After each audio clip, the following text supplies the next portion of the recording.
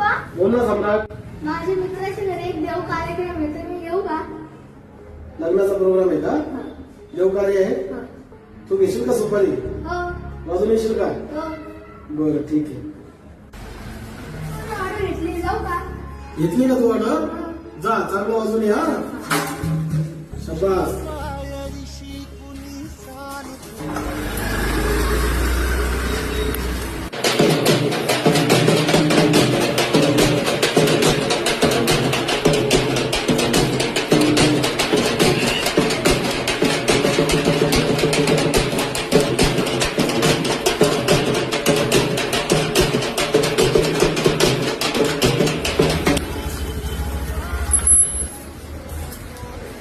पप्पा प्रोग्राम आलो. अरे वा वा वा वा वा वा. चांगला वाजवलं ना? हो.